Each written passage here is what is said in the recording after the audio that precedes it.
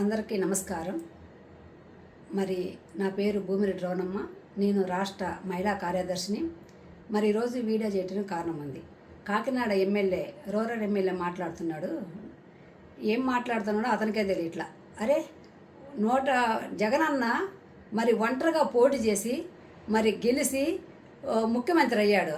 అలాంటి మాజీ ముఖ్యమంత్రి పట్టుకొని ఒరా తరా అంటున్నాడు. కనీసం నీకు ఇంగిత జ్ఞానం ఉందా అంటున్నా నేను. కనీసం బుద్ధి ఉందా అని అంటాను. నీకు నేలకుంటే నీ ఇష్టారాజ్యంగా మాట్లాడతావా? ఎవరైనా ఒకటి గుర్తుపెట్టుకోవాలి. ప్రభుత్వం ఉందని మీ ఇష్టారాజ్యంగా మాట్లాడితే ఏదైనా చెల్లుద్ది అనుకోకూడదు. తప్పది. ఎప్పుడైనా ఒకరే ఉండరు ప్రపంచంలో. ఓట్లు వేసే జనాలు ఒకరినే ఎన్నుకోరు. ఒకసారి ఒకరికి అవకాశం ఇస్తారు, ఒకరికి అవకాశం ఇస్తారు. కానీ ఇప్పుడు వచ్చిందని మీరు వినియోగించుకోవాలి తప్పక మామూలుగా జగన్మోహన్ రెడ్డి అనే స్థాయి మీది కాదు.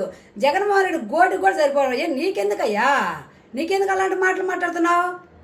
మీరు అలా మాట్లాడక ఏం చేస్తలే? మీ నాయకుడే అలా మాట్లాడతారు కదా, మీకు కూడా అదే అలవాటు వచ్చింది. మన ఇంట్లో మన పిల్లలు మన బట్టే ఫాలో అవుతారు.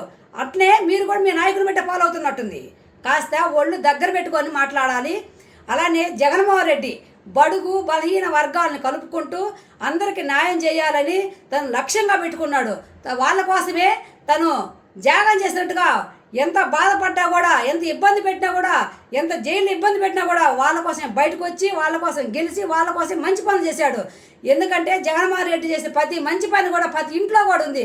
కనీసం ఆ కొత్త గితన్న కొద్దిగా ఉండాలి. మీరు తెలుసుకోవాలి కొద్దిగా ఏం చేశాడు జగన్మోహన్ రెడ్డి అనేది.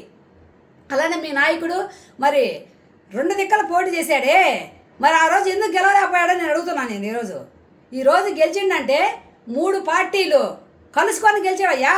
కాస్త బుద్ధి ఉండాలి. మేము అలా పని చేయలేదు కదా, మేము ఒంటరిగానే ఉన్నాం. ఎప్పటికి ఒంటరిగానే పోటీ చేస్తాం. నెక్స్ట్ కూడా మేమే గెలుస్తున్నాం. అది కూడా గుర్తుపెట్టుకో.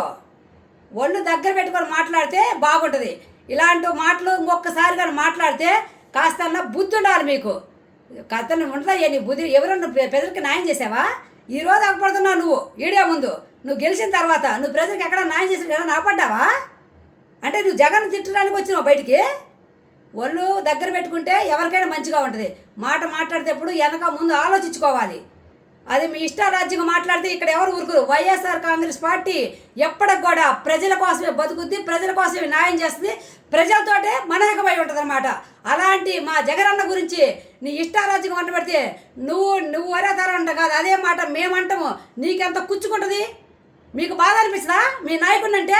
కానీ మేము మాట్లాడమని మాకు అవసరం కూడా లేదు అలా మాట్లాడటానికి. మీరు దిగజారి మాట్లాడుతున్నారు. ఒళ్ళు దగ్గర పెట్టుకుని ఇక నుంచి బాగుండేది మాటలు మాట్లాడితే ఎప్పటికైనా నువ్వు ఎమ్మెల్యే కావచ్చు, ఏమైనా కావచ్చు, బుద్ధి చెప్తాము. ఇలాంటి ఏదో మాటలు ఏదో వేసినవంటే మేము అనాల్సి వచ్చుతుంది. ఇంకా నోరు దగ్గర పెట్టుకుంటే మర్యాదగా ఉంటుంది.